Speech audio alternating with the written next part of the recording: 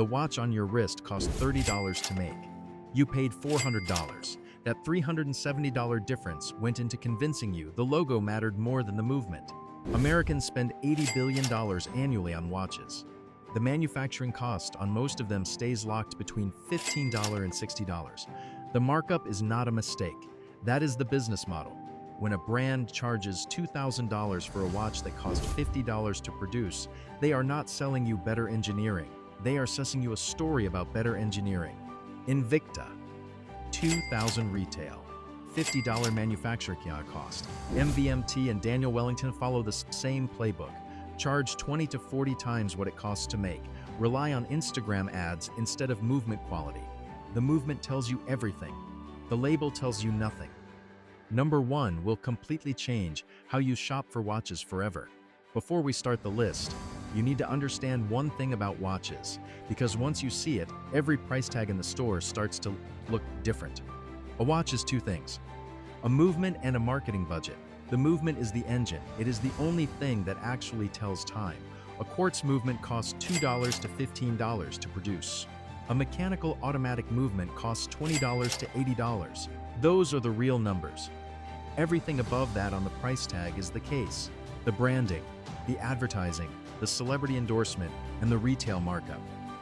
Most fashion watch brands spend almost nothing on the movement and almost everything on the marketing.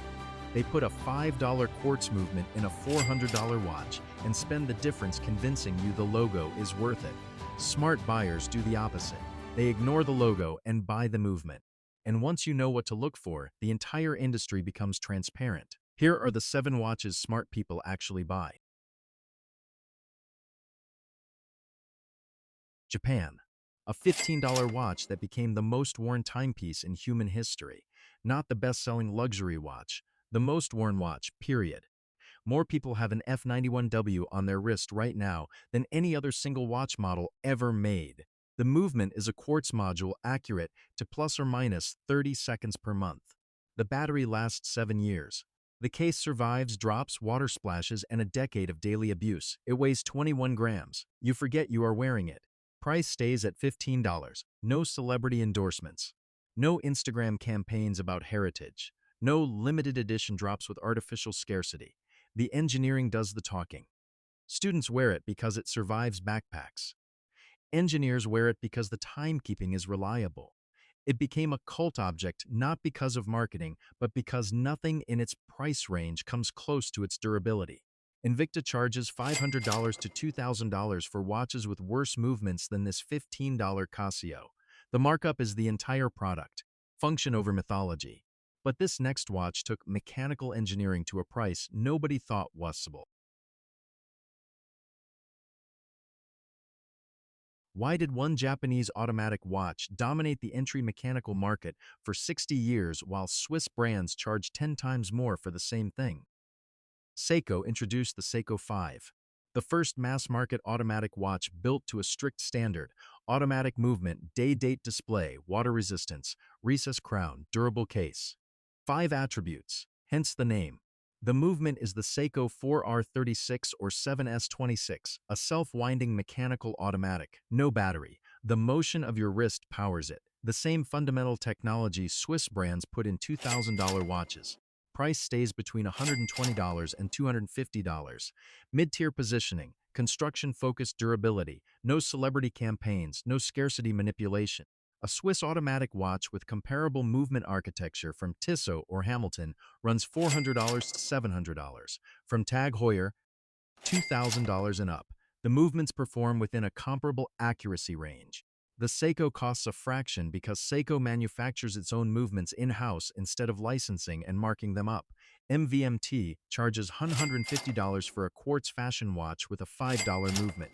The Seiko 5 gives you a real mechanical automatic for the same money. One is jewelry, the other is a machine. Number 5 charges more but eliminates the single most annoying thing about watches. $150 to $250. The watch that never needs a battery, ever. The EcoDrive movement is solar-powered. A photovoltaic cell under the dial converts any light, sunlight, indoor lighting, even a phone screen, into stored energy. A full charge runs the watch for 6 months in total darkness. You will never replace a battery. You will never wind it. It runs for the life of the watch. Citizen introduced this technology in 1976 and has refined it for nearly 50 years. The accuracy is plus or minus 15 seconds per month. The case and crystal are built to last decades. No celebrity endorsements. No flagship stores on Fifth Avenue. The technology does the talking. Most Swiss quartz watches at $500 to $500 still use a standard battery you have to replace every 2 to 4 years, each replacement costing $15 to $40 at a jeweler, plus the risk of a botched reseal. The EcoDrive eliminates that entire cost and hassle for less money up front. Daniel Wellington charges $200 for a quartz watch with a disposable battery and a $10 movement. Citizen gives you maintenance-free solar engineering for the same price. One is a marketing exercise. The other is a 50-year-old technology that quietly solved the problem. Number 4 is where things get controversial. $3 to $50. Grand Seiko finishing on a watch most people have never heard of. Casio's Oceanus line is Japan domestic market only. Most people hear Casio and think $15 plastic watch, which is exactly what Casio wants you to think, because it protects their mass market positioning. Meanwhile, the Oceanus line is finished using the same Salaz polishing machines and techniques that Grand Seiko uses on watches that cost $4,000 to $6,000. Full titanium case and bracelet. Weighs 90 grams, 45% lighter than steel, solar-powered, radio-controlled, syncing to atomic clocks in 6 locations worldwide, keeping it accurate to within 1 second per day forever. Sapphire crystal with anti-reflective coating. Price stays at $350 from Japanese retailers. Zero marketing in the US. The entire value proposition is engineering that Casio refuses to advertise in America because it would cannibalize their mass market image. A Swiss watch with titanium construction and this level of finishing starts at $2,000 and climbs past $7,000. The Oceanus delivers comparable finishing and superior technology for 5 to 10% of the price. Invicta spends its entire budget on fake $2,000 retail price tags. Casio spends its budget on Salaz polishing machines and says nothing. One sells the illusion of quality, the other builds it and stays quiet. Number 3 beats a Rolex at the one thing a watch is actually supposed to do.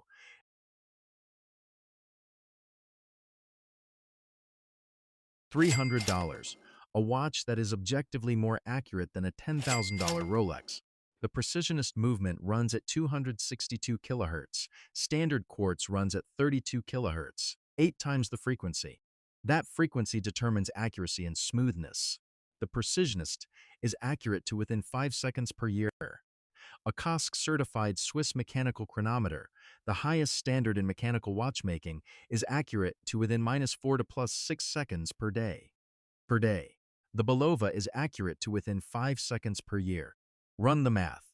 The Bulova is over 400 times more accurate than a certified Swiss chronometer, for 3% of the price. The second hand doesn't tick or sweep, it glides, beating 16 times per second, twice as fast as a high-beat mechanical movement, smoother than a Rolex Submariner's sweep. No flagship stores. No celebrity campaigns. The physics do the talking. Here is why luxury brands refuse to use high-frequency quartz. It would prove their $10,000 mechanical movements are technically obsolete for the core function of telling time. Mechanical watches exist in 2026 for romance, tradition, and craftsmanship. Not because they are better at keeping time. They are worse. Significantly worse. Rolex sells heritage and resale value, and it earns those things.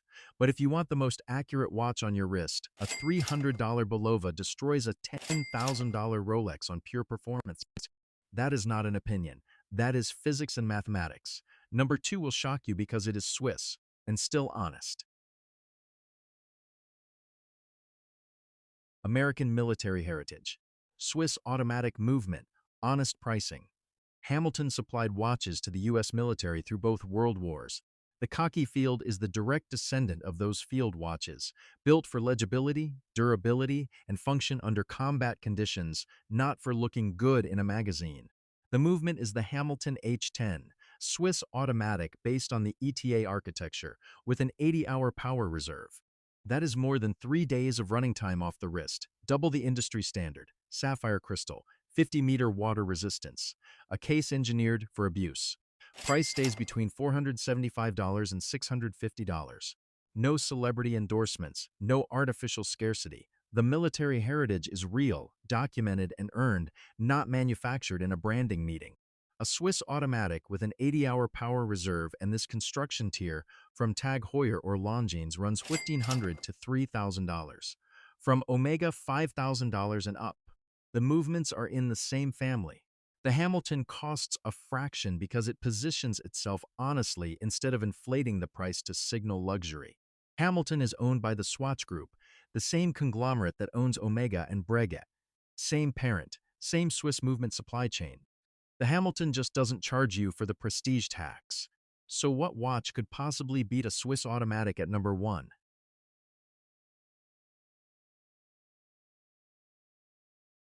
$3,500 to $4,000. The endgame watch that beats Rolex at Rolex's own game. Tudor is owned by Rolex. Same parent company. Same Swiss manufacturing standards. Founded by Hans Wilsdorf, the founder of Rolex, specifically to deliver Rolex-level quality at an accessible price.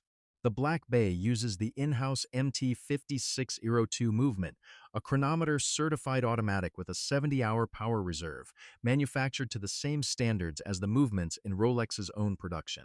Sapphire crystal, 200-meter water resistance. Finishing that, side by side, is difficult to distinguish from a Rolex Submariner. A Rolex Submariner retails for $10,250, and you cannot buy one off the shelf. The waitlist runs 12 to 36 months. The Tudor Black Bay delivers comparable in-house movement quality, comparable construction, and comparable finishing for roughly 35% of the price, available to buy today. Zero artificial scarcity, no celebrity-driven hype cycle. The watch is the brand is the watch. Here is the part that completes the picture. The Black Bay holds 80 to 90% of its value on the secondary market. A 5-year-old Black Bay sells for close to what the owner paid. Compare that to an Invicta, a $2,000 watch that sells for $50 used. Compare it to MVMT, a $150 watch worth $20s the day you open the box. The more a brand spends telling you it's luxury, the less it spends being luxury. Tudor spends nothing on the story, everything on the movement. Tudor does not sell you a logo. It sells you the machine Rolex builds, without the Rolex tax. That is why it is number 1. The movement always wins. The watch industry operates on a carefully constructed illusion. You pay for the name, not for what is inside. Invicta lists watches at $2,000 and sells them at $200, betting you'll feel the discount and never check the resale value of $50. MVMT charges $150 for a $10 movement and spends the difference on Instagram. Daniel Wellington built a $200 watch brand on a fake British heritage story in a Chinese quartz module. The smart brands prove quality through engineering you can measure: movement type, accuracy, power reserve, finishing technique, resale value. The dumb brands prove quality through advertising you cannot verify. Check the watch on your wrist right now. Look up the movement inside it. Look up what it sells for used. Compare that number to what you paid. The evidence is already on your wrist.